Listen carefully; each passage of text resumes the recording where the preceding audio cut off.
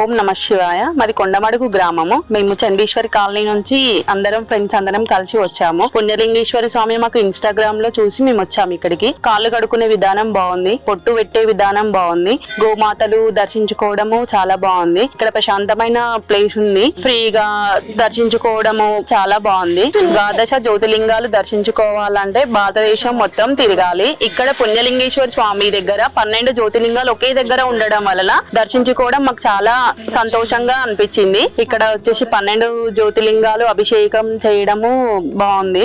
Hara Mahadeva.